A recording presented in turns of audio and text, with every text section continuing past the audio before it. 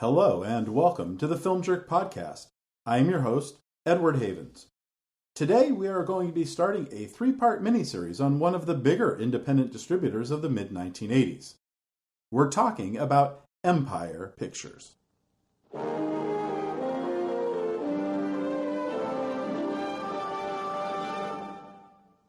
Empire Pictures was the brainchild of filmmaker Charles Band. Band was born in Los Angeles in December 1951, the son of Albert Band, who had written the screenplay for John Huston's adaptation of The Red Badge of Courage earlier that year.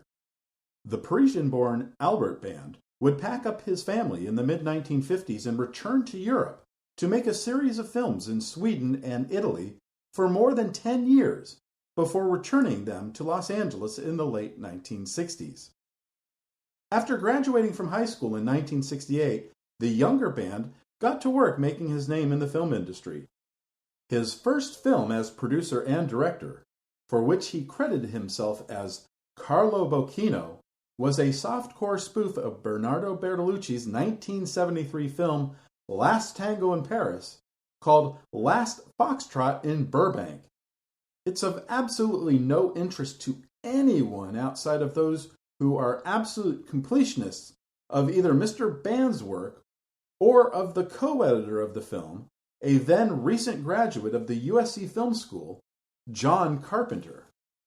But because he did not give himself proper credit for this rather lousy film, Band likes to claim his first credit as producer was on the 1975 film Mansion of the Doomed, a not very good horror film featuring one-time movie stars Richard Basehart and Gloria Graham, as well as Lance Henriksen and Vic Tayback, which was followed by his second directing effort, 1977's Crash, which starred Jose Ferrer, Lolita's Sue Lyon, and the legendary John Carradine, and a producer's credit on the 1977 softcore musical Cinderella.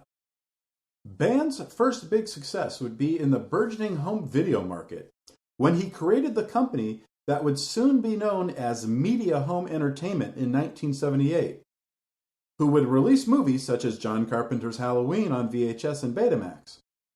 In 1978, he also produced the sci-fi horror film Laser Blast, which is best remembered today from its 1996 appearance as the 7th season finale episode of MST3K, the final original episode to be broadcast on Comedy Central before the move to the Sci-Fi Channel. Band would strike gold again in 1981 when he formed Wizard Home Video, which would be the first company to bring the Texas Chainsaw Massacre, I Spit on Your Grave, Lucio Fulci's Zombie, and a number of obscure European horror films to the American home video market. Wizard would also be one of the first companies to adapt movies like Halloween and the Texas Chainsaw Massacre to the Atari 2600 video game console. Band seemingly had his finger on the pulse of where motion picture entertainment was going, and after seeing how well the 1981 3D film Comin' At Ya was performing, he rushed to make his next film, Parasite, a 3D movie. The film would feature Demi Moore in her first major role, and would be a moderate success in the spring of 1982, before the glut of very bad 3D movies hit theaters in the following 12 months to effectively kill the gimmick for another 20 years. But while Parasite was a decent moneymaker for Embassy Pictures, Band did not receive as much of the cut of the box office receipts as he would have preferred. And he would see foreign film reps take his other films to markets like AFM, Cannes, and MyFed, and make huge commissions on the films he wrote, financed, produced, and/or directed. So in early 1983, after directing another 3D movie, Metal Storm, The Destruction of Jared Sin, Charles Band decided to form his own independent production and distribution company, which he called Empire Entertainment. What Band would be doing is what companies like Cannon Films and Troma Films had been doing for years. Come up with an idea, assign a writer and producer and sometimes a director to the project, have the art department come up with some kind of conceptual artwork that could be put on a poster or in an ad, and then try to pre-sell that idea to foreign distributors. if he could get enough foreign companies to guarantee money for the film once it was completed, he could go to a financier and use the guarantees to get the money to go make the movie. If one was a good enough salesperson, one could conceivably make a profit on a film before ever shooting a frame of film by selling individual territory rights for more than what you expect to spend while making the movie.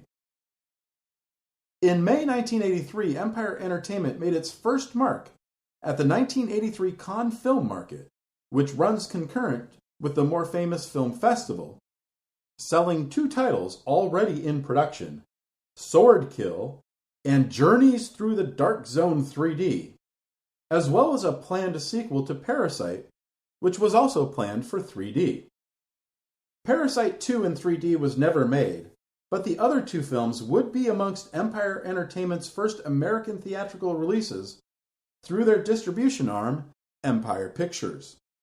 Now, remember, box office numbers weren't as easily available in the 1980s as they are today, and even the most popular box office tracking websites have huge holes in their databases for this time frame. I will do my best to give you those numbers when they are available, but for many of these films, I may be only able to give rounded estimates at best.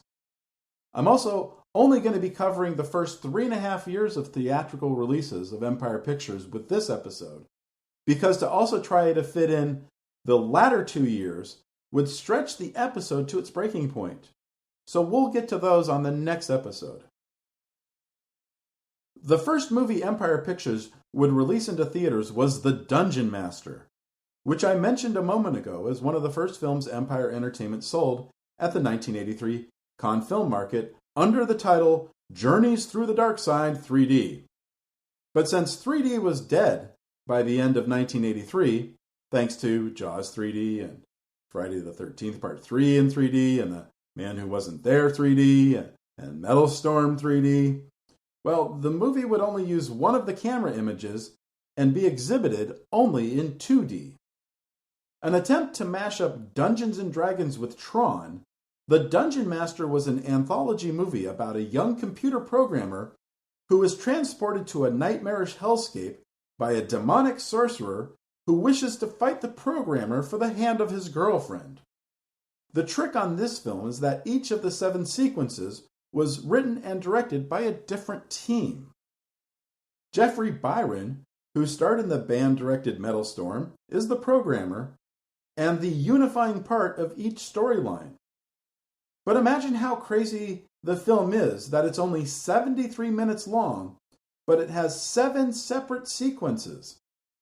Now, most sources will tell you that the movie opened in February of 1985, but the film would actually open first in Salt Lake City on August 24th, 1984, and would play in additional smaller markets before opening on 57 screens in the greater Los Angeles area on February 1st, 1985.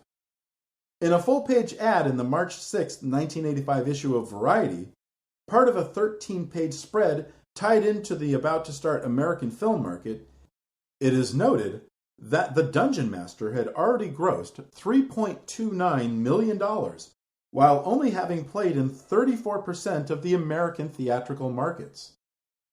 I should also note that because of the similarities between the film and the popular RPG game, ads for The Dungeonmaster were forced to say, quote, "This motion picture is not related in any manner to the TSR Incorporated game entitled Dungeons & Dragons, or any characters contained within." You can see a copy of the ad on this podcast's page at filmdrick.com, as well as other Empire Pictures materials related to the films we're discussing on this episode. Empire would next distribute, but not produce, the Robert Forster-led crime action film Walking the Edge, which would have a regional release in the southern United States on January 11th, 1985. Forster plays a cab driver in Los Angeles who helps a recent widow, played by Nancy Kwan, to take revenge on the gang led by the legendary Joe Spinell, who killed her husband and son. Michael Wilmington would begin his review in the Los Angeles Times for Luca Berkovici's Ghoulies, which opened in 61 theaters in the Los Angeles region on January 18, 1985, as such. Quote, "The advertising graphics for Ghoulies shows a repulsive little monster with a gapped-fanged grin rising from the toilet. For once, the ads brilliantly capture a movie's essence. The toilet is exactly where the Ghoulies belong." And he's not wrong. Ghoulies was a massive turd, with, outside of a few sight gags featuring the creatures, including the aforementioned toilet gag, has no redeeming qualities whatsoever. The film stars Peter Liepis as a college student who, after discovering his late father's occult paraphernalia, accidentally calls up the titular characters. The film would also be the movie debut of future Law & Order SVU star Mariska Hargitay. But that ad, along with the tagline, "They'll get you in the end," is exactly what got me and my buddies excited to see the movie.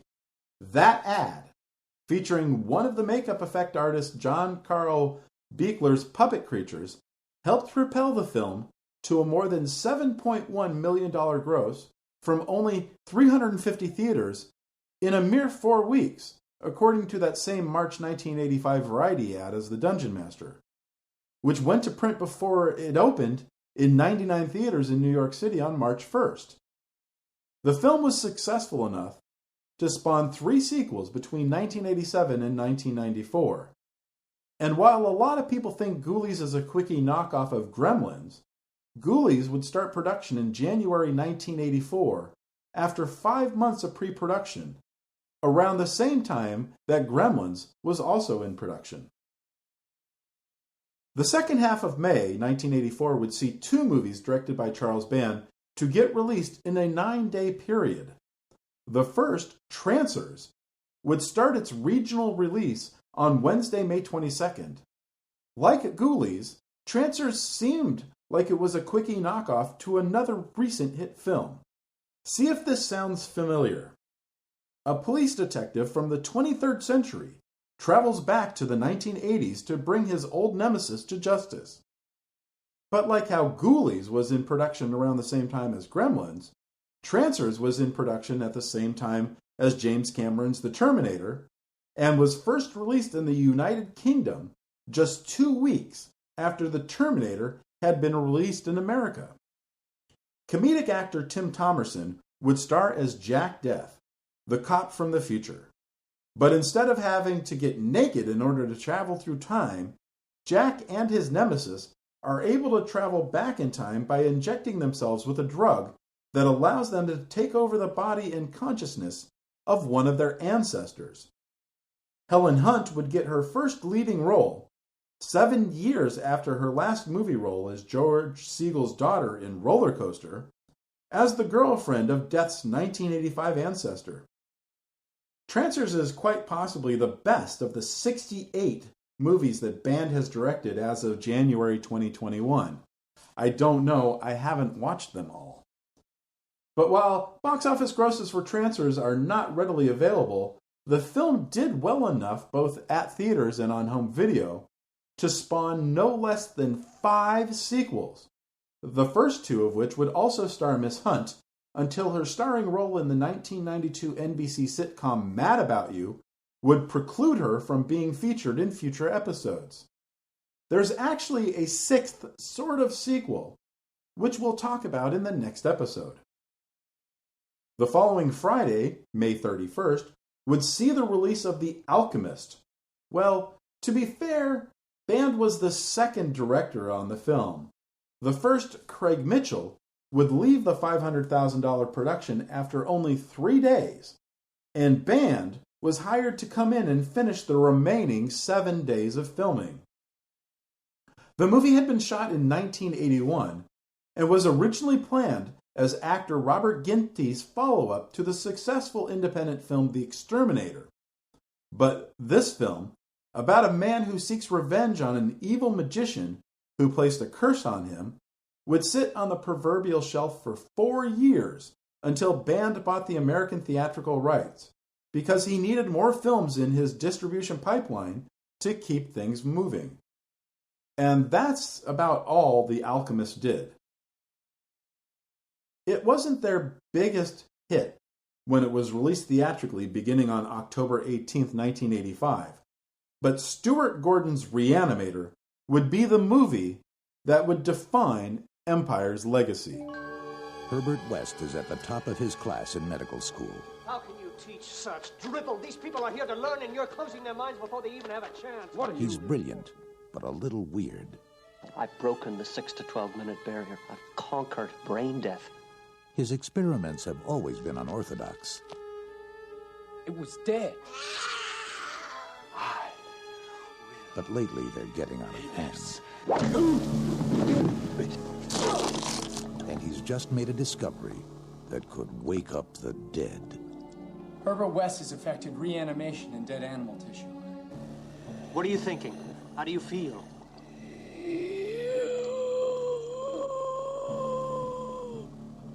You? 15 cc's of reagent being administered. Once you wake up the dead, you've got a real mess on your hands.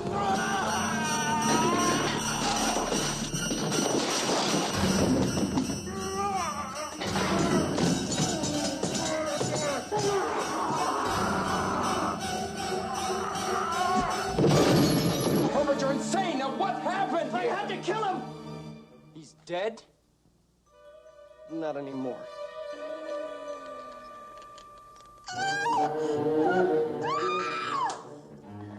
Herbert West brought a lot of dead people back to life, and not one of them showed any appreciation.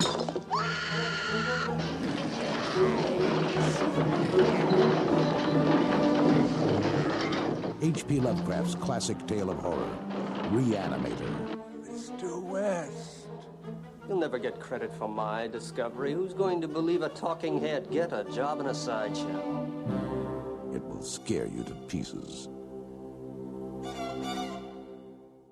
Gordon was a famed theater director in Chicago, having helped to bring Bleacher Bums and David Mamet's Sexual Perversity in Chicago to the stage as part of the Organic Theater Company, whose actors included Dennis Farina, Dennis Franz, Joe Mantegna, Gary Sandy, Tom Towles, and George Wendt. The 1984 CBS sitcom ER, starring Elliot Gould, Mary McDonnell, and yes, George Clooney, was based on one of Gordon's plays for the Organic. Gordon would move from Chicago to Los Angeles in the early 1980s in order to break into Hollywood. And one of the ideas he would bring with him was the idea of churning H.P. Lovecraft's 1922 serialized story, Herbert West Re-Animator, into a half-hour television show. Gordon, with his Organic writers Dennis Paoli and William Norris, were planning on keeping the story's original setting at the turn of the century, but realized that it would make the pilot and any possible series that might come from it too expensive to produce. They would rework the story to take place in modern-day Chicago and would write an entire 13-episode season worth of scripts. With the assistance of would-be producer Brian Usna, Gordon and his team would whittle the story down to just the first 2 parts of Lovecraft's original story, and would make a distribution deal with Band in return for post-production services. Production on the $900,000 film would begin on November 28, 1984 in Los Angeles, and would continue through the first week of 1985. Jeffrey Combs stars as Herbert West, a young medical student who must change schools from Switzerland to Massachusetts after he brings his dead professor back to life. He continues to work on his reanimating reagent in his basement laboratory with horrifying consequences. The film also stars Bruce Abbott, Barbara Crampton, and David Gale. One special effects artist on the film would note in an interview for the film that it was the bloodiest movie he had yet worked on, as director Gordon used 12 times the amount of fake blood on set as would usually be used on a movie. The gory footage would scare audiences wherever the film played, and Empire Pictures decided to forego getting the film rated by the MPAA for fear of getting an X rating. This decision, while keeping Gordon's vision of the film intact, would limit the number of theaters the film would play in and the number of newspapers that would accept advertising for non-rated films. The film would make its world premiere at the 1985 Cannes Film Festival and Market, where it would receive an unusual amount of favorable reviews for a horror film, and it would receive its first public screening at the Royal Theater in San Francisco, beginning a 4-week exclusive run on August 30th, before opening in 129 theaters on October 18th.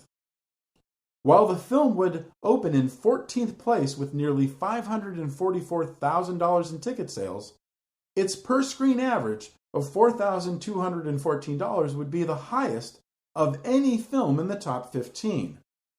In its second week, the film would add another 56 screens, and its gross would increase to $620,000. But in week 3, most horror audiences would move on to the much-anticipated sequel to A Nightmare on Elm Street, and Re-Animator would lose more than half its previous week audience. Empire would stop tracking the film a couple weeks later, with just over $2 million in ticket sales. Not a huge success, but considering Empire was unable to do any television advertising on the film due to the lack of a rating, the film would eke out a modest profit. There would be 2 sequels for the film, in 1990 and in 2003, both featuring Combs as Herbert West, but neither Stuart Gordon nor Empire would have any involvement in them. One thing Charles Band did very well with Empire was establish a small inner circle of writers, producers, directors, and actors whom he would work with over and over again. Ted Nicolaou was one of those who would benefit from his working relationship with Band.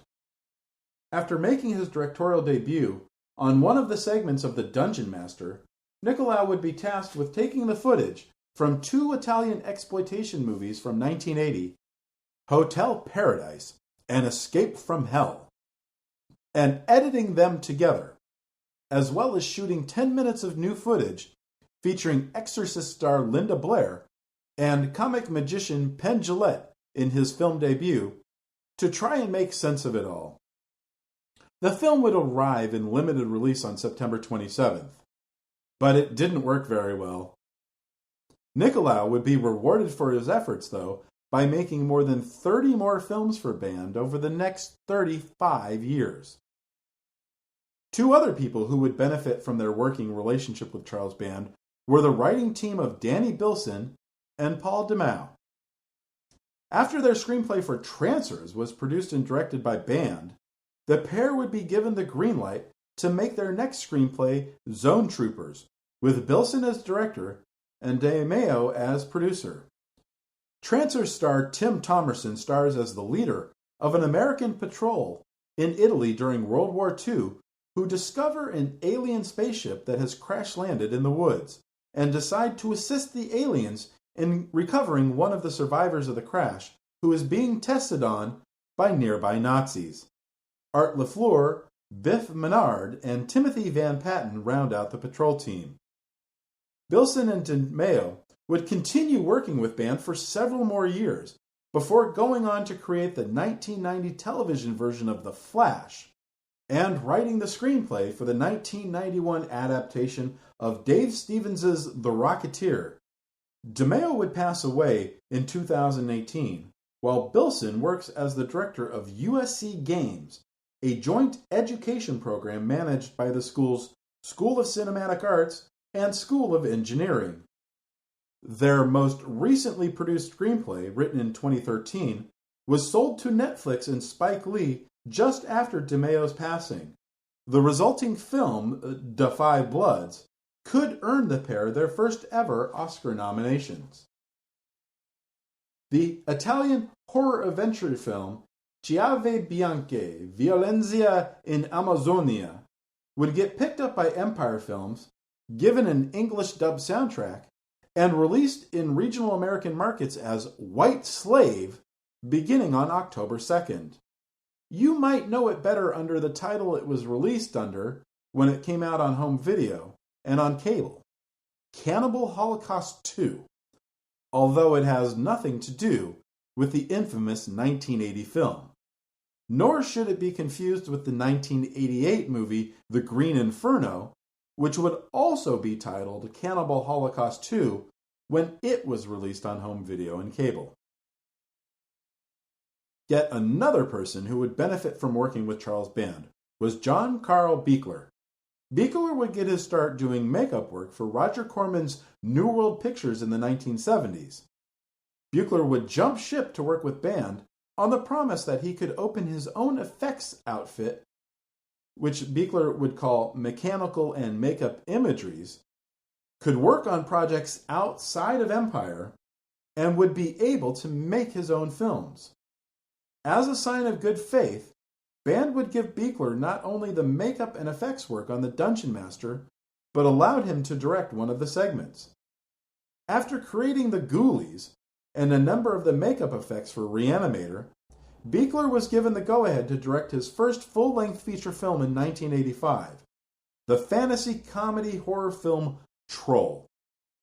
Michael Moriarty and Shelley Hack play Harry and Ann Potter, a couple who move their family to San Francisco, where a troll who lives in the laundry room uses his magic ring to possess the Potters' young daughter Wendy Ann and starts to turn the apartments into forests and its residents into fairy tale creatures.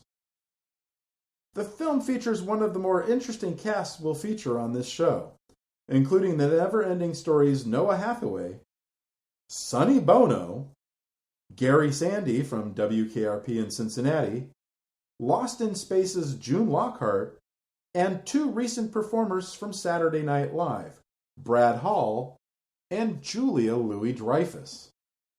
When you watch the movie, it's hard to imagine all of it cost only $1 million to make, and audiences would embrace the film at least for 1 week. When it opened on 959 screens on January 19, 1986, the film would gross more than $2.5 million.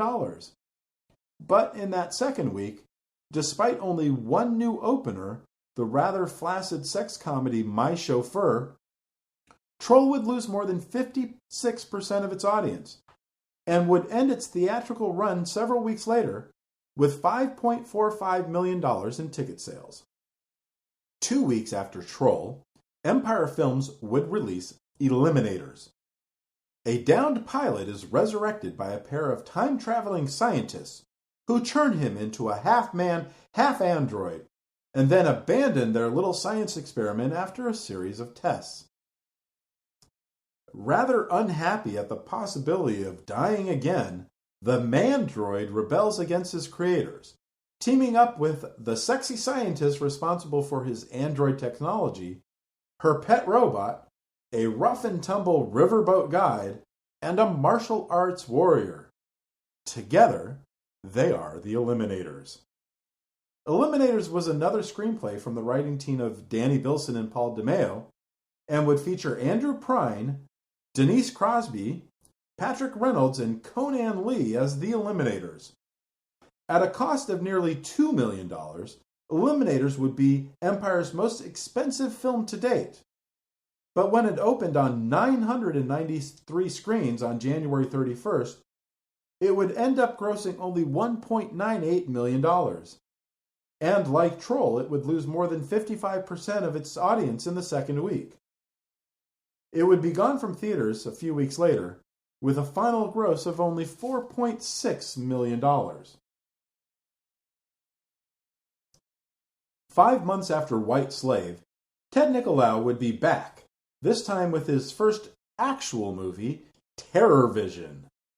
The horror comedy film featured Garrett Graham, Mary Woronov, Diane Franklin, and Chad Allen as your average, ordinary American family, whose new satellite TV system starts receiving signals from another planet, and becomes the passageway to an alien world.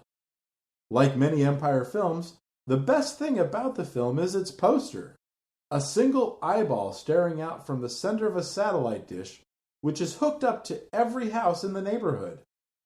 And the tagline, "People of Earth, your planet is about to be destroyed. We're terribly sorry for the inconvenience." The film would open in 256 theaters on Valentine's Day and grossed an anemic $320,000. And Empire would stop tracking the film after those first 3 days. And the reviews were horrible. Janet Maslin of the New York Times hated it. Patrick Goldstein of the Los Angeles Times hated it, as did the reviewers for the Chicago Tribune and Variety. And to this day, TerrorVision still holds a 0% rating on Rotten Tomatoes. Today, we know Clive Barker as one of the best and brightest minds in horror cinema thanks to movies like Hellraiser and Candyman. But in 1984, he was still a little-known British horror writer trying to make a name for himself. He would write the screenplays for 2 films based on his short fiction work, the first being Underworld.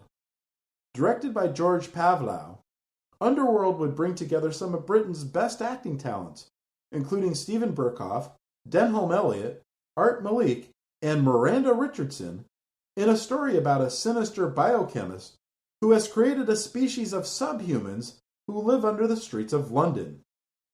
The film would do okay in its native homeland, but in America, the film would only be released in a very limited theatrical engagement under the name Transmutations, beginning on April 18th.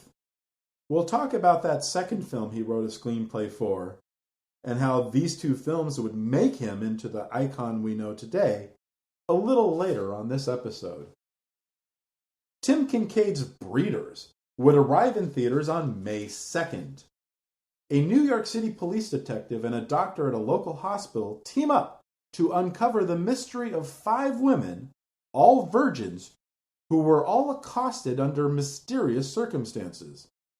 But instead of it being a twisted serial rapist, they discover an unstoppable alien presence has taken residence in an abandoned section of the city's subway system and has begun reproducing by impregnating human women.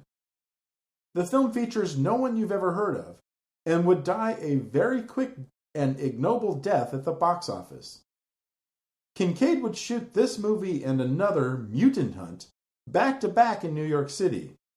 But the second film would go direct-to-video through Empire's dedicated genre banner, Beyond Infinity, in June 1987. David Schmoeller's Crawlspace is probably the most interesting film in the Empire catalog. When he was working on the screenplay the first time around in the early 1980s, the story was supposed to be an anti-Vietnam War allegory about a young veteran who, having trouble readjusting to society, builds a POW camp in his attic. Band would read the script and ask the writer-director if he would be willing to rewrite the script to turn the protagonist into a Nazi, provided Band could get Klaus Kinski to play the role. Schmoeller would rewrite the film, Band would get Kinski, and the film would begin production in Rome in November 1985. American actress Talia Balsam would star as the new tenant in an apartment building in which Kinski's character is the superintendent, who discovers the older man's horrific secret life.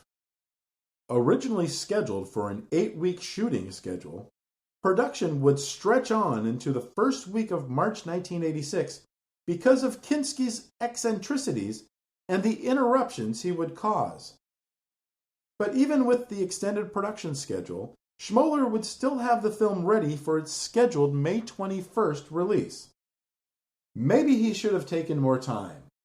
The contemporary reviews were brutal, although some modern critics have found some positive things to say about the film. But the best thing about the movie would end up being something David Schmoeller would make years later, a short 9-minute video essay, which he recounts his time working with Klaus Kinski on the film. The video essay has a title he claims most of the crew members would ask him to do repeatedly during the production. Please, kill Mr. Kinski. It was around this time, in June 1986, when Charles Band would make 2 purchases intended to help Empire Pictures as a filmmaking unit, but would end up breaking the company. First, Band had the opportunity to purchase Castello di Giove, a 140-room 12th century castle 30 miles northeast of Rome. And then Band had the opportunity to purchase the Deno de Laurentiis Cinematografica, a mostly functional studio just southeast of Rome, where the famed Italian producer would shoot a number of his biggest productions in the 1960s, but had sat mostly unused for more than a decade. The plan was to use the studio to shoot the bulk of Empire's movies, and the castle for both production and housing of cast and crew. The first Empire movie that would utilize both locations was Rafał Zielinski's Spellcaster, featuring future NYPD Blue star Gail O'Grady, musician Adam Ant, and Los Angeles radio DJ Richard Blade, and would shoot in July of 1986, but would not get released until Columbia TriStar Home Video put it out 6 years later. To buy both, Band would borrow more than $30 million from Credit Lyonnais, the French banking giant. After finding some success with Re-Animator, Band would rush to get the whole team back together for another Lovecraft adaptation. This time, director Stuart Gordon, writers Dennis Paoli and Brian Usna, cinematographer Mac Allberg, and stars Jeffrey Combs and Barbara Crampton would take a stab at From Beyond, which Lovecraft wrote in 1920, but would not get published until 1934. Combs and Crampton played Dr. Crawford Tillinghast and Dr. Catherine McMichaels, a pair of scientists attempting to stimulate the human pineal gland with a device called the resonator. But an unforeseen result of their experiment is the ability to perceive creatures from another planet, who then proceed to drag their head scientist, Dr. Edward Pretorius, into their world, returning him as a grotesque, shape-shifting monster who preys upon the others at the laboratory. Band would elect to have From Beyond shot at the new Empire Studios in Rome, which he says reduced the potential budget of the film from $15 million if it was shot in America to just $2.5 million shooting in Italy. But lightning would not strike twice for Gordon and company. Opening on 190 screens on October 24th, nearly double the number of screens Re-Animator had opened on, From Beyond would only gross $514,000 in its first 3 days, about $45,000 less than Re-Animator's opening weekend. And in its second week of release, From Beyond would lose a third of its opening week screens and more than 44% of its audience. After 10 weeks, From Beyond would leave theaters with a final gross of $1.26 million. Another name we will see on a lot of Empire films, both released theatrically and direct-to-video, is David DeCoteau. DeCoteau is another former member of Roger Corman's production team at New World, who would get poached by Band with the lure of moving up from below-the-line gigs to directing. In fact, between Empire Pictures and Band's later company, Full Moon Pictures, DeCoteau would be the director Band would use most often, whose name wasn't Charles Band. DeCoteau had been working as a director in gay porn under a variety of pseudonyms, but Dreamaniac would be his first non-porn directing gig, and the first where he would be credited under his own name. It might not have been hardcore porn, but it was about as porny as a softcore horror sex film could get. A heavy metal musician makes a deal with a satanic succubus to make himself successful with women in return for the succubus being able to feed on the girls. It's pretty lame, with mostly a cast you've never heard of, except for Michael Warren, the Emmy-nominated actor on the NBC police drama Hill Street Blues. What he was doing in a low-budget horror sex movie that only cost $60,000 to make, roughly 5% of the cost of a single episode of Hill Street Blues to produce, I can't figure out. Hoping to ride the coattails of a successful horror franchise from another distributor, Dreamaniac would be sold with the tagline, "You don't have to live on Elm Street to have nightmares." But it might have helped. Dreamaniac would only open in a handful of theaters in the South, usually the bottom half of a double feature at drive-ins and dollar houses, on November 26th.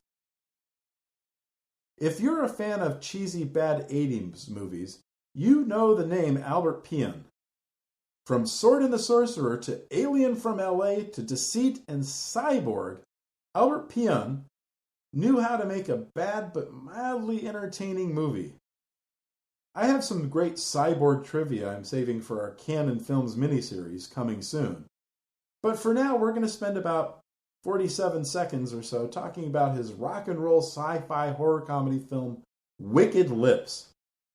In the distant future, 4 luscious young ladies in a rock band are given the opportunity of a lifetime to perform at a popular nightclub. But the problem is, the nightclub is on a far-off planet, and they have little to no resources to get there. It's yet another low-budget Empire film with no stars and no aesthetics. And the film would get a very limited theatrical release in mid-February 1987, and then would go virtually unseen until a Blu-ray of the film was released in 2013. Remember earlier when I mentioned Clive Barker had written 2 movies that would be distributed by Empire? The second one was called Rawhead Rex, and it would tell the story of an Irish writer who takes his family to the countryside while he does some research for a book he's working on about Irish myths and legends, and in the process comes across a mythical creature called, well, Rawhead Rex, who starts to terrorize the writer and his family and all the citizens of a small rural town. Despite writing the screenplay, Barker hated everything about the movie, especially the design of the title character, who he felt looked like nothing from the character he created for both his screenplay and the original story it's based on. In fact, Barker was so pissed off that he would direct the next screen adaptation of one of his stories himself, and he would make sure the creatures were exactly the way he expected them to be.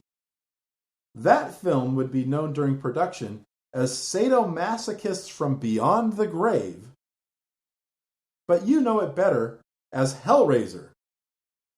But the $2 million Rawhead Rex would only get a token American theatrical release beginning April 17th. 1 week later, on April 24th, Empire would open The Princess Academy on 53 screens in Los Angeles. Lar Park Lincoln, who would star in Friday the 13th Part 7 the following year, stars as a young woman who starts to attend an elite international private school that teaches rich young women how to behave like proper ladies. Ava Gabor from Green Acres plays the school's owner, and Lou Leonard, the strict, snobbish, and brutish head teacher, Fraulein Stinkenschmidt. Regularly called, quote, Porkies for Girls, unquote, audiences stayed away in droves. After a few other regional openings during late spring, the Princess Academy would only gross $205,000. And 1 week after that, on May 1st, Empire would unleash Gorman Bickard's Psychos in Love on an unsuspecting world. A strip joint owner and a manicurist find that they have many things in common, including that they are both psychotic serial killers. But can their love survive when they meet a plumber who happens to be a cannibal? If torture porn like Saw, Hostel, and The Human Centipede are your thing, then you'll love Psychos in Love. For me, the only thing memorable about the movie is, once again, its poster, which features a man and a woman kissing for the first time as husband and wife, as he stabs the maid of honor in the heart with a knife, and she shoves a chainsaw into the face of the best man. I can't deny It is effective advertising. Empire would open 2 movies on May 22nd in opposite regions of the United States. The first, Peter Manoogian's Enemy Territory, would feature Ghostbusters singer Ray Parker Jr. in a rare acting role, alongside Jan Michael Vincent and Gary Frank. The residents of a New York City housing project live in fear of the vampires, a brutish gang who controls the building. Tony Todd, Stacey Dash, and Kadeem Hardison would get early pre-stardom roles in the film. The movie would open in 67 theaters in the greater New York City tri-state area and would continue playing throughout the summer and early fall, finishing with a small 3-theater run in Portland, Oregon on October 30th. The other film would be Stuart Gordon's 3rd film for Empire, a much different affair than Re-Animator or From Beyond. While the film would be a horror film, and he would be working with producer Brian Usna and cinematographer Mac Ahlberg for the 3rd time, gone would be the stars of the previous films Jeffrey Combs and Barbara Crampton. And this film, Dolls, would not be an adaptation of an H.P. Lovecraft story, but an original screenplay by Ed Naha. 6 people seek shelter during a storm in the mansion of an elderly puppet master and his wife, only to discover the various toys in the home contain the imprisoned spirits of criminals. The film would first open on 50 screens in Los Angeles on May 22nd, and would move around the country throughout the summer before finishing with a series of playdates in New York beginning on November 6th. When all was said and done, Dolls would have sold more tickets than either Re-Animator or From Beyond, more than $3.5 million in tickets. And the film would be an important film for its writer, producer, and director, for it was during breaks in filming at Empire Studios in Rome that Gordon, Usna, and Naha would come up with the idea for a kid-friendly horror film called Teeny Weenies. The 3 would end up selling the idea to Disney, of all companies, and Gordon was scheduled to direct the film until an illness prevented him from making it. Today, you know that film as Honey, I Shrunk the Kids. Sequels would become a very important part of Band's next company, Full Moon Features. But for Empire Pictures, there would only be one sequel, Ghoulies 2, which was a Band family affair. Charles Band would produce the film with his father Albert, who would also direct the film, the first film for the elder Band since 1979's Scott Glenn cowboy drama She Came to the Valley.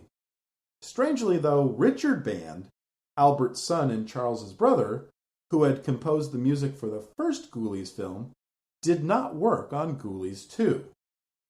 This time around, the Ghoulies hitch a ride with a carnival and end up hiding in an amusement park funhouse called Satan's Den, where they cause a whole bunch of trouble. Repurposing taglines from much better movies was a staple of Empire Films' advertising MO, and Ghoulies 2 would be no different. While some ads would feature a callback to the original Ghoulies poster, with another ghoulie coming out of a toilet with the tagline, "They'll get you in the end again," others would feature the tagline, "Just when you thought it was safe to go back to the bathroom." The film would open in limited release, beginning with a few playdates in Las Vegas on July 31st. Big movie, big production, big girls, promised the poster for Ken Dixon's Slave Girls from Beyond Infinity, a big promise for a movie with only a $90,000 budget. 80s scream queens Brink Stevens and Elizabeth Keitan star in this cheesy sci-fi retelling of the 1924 Richard Connell story, The Most Dangerous Game. The film would open in limited release beginning September 18th. However, the film would become somewhat infamous 6 years later in 1992, when North Carolina Senator Jesse Helms specifically criticized the movie on the floor of the Senate House in his justifications for updating the Cable Act, which would have forced cable operators to block, quote, indecent, unquote, programming unless customers specifically asked for said programming in writing. But what is indecent to one might not necessarily be indecent to others, which is why Helms's efforts were struck down by a federal court justice in 1993, and then that decision upheld by the Supreme Court in 1996. October 2nd would see the release of David DeCoteau's Creepozoids. A group of survivors try to escape from the battles of World War III in an abandoned government research facility, only to encounter something much more deadly when they get to their destination. 80s scream queen Linnea Quigley and future 90s porn star Ashlyn Gear star as two of the survivors.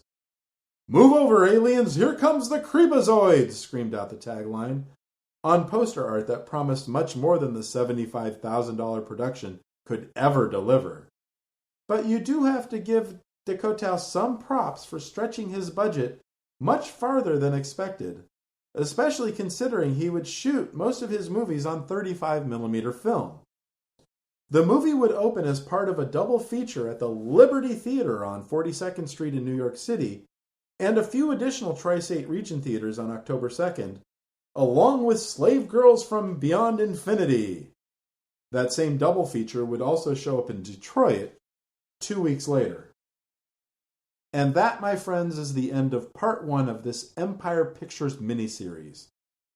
Next week, we'll be talking about the films Empire Pictures released in 1988 and 1989, all of their direct-to-video releases, a summation of how the company would end up closing, and what happened to Charles Band after the failure of Empire Pictures.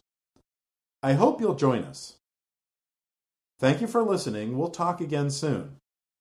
The Film Jerk podcast has been researched, written, narrated, and edited by Edward Havens for Idiosyncratic Entertainment. Thank you again. Good night.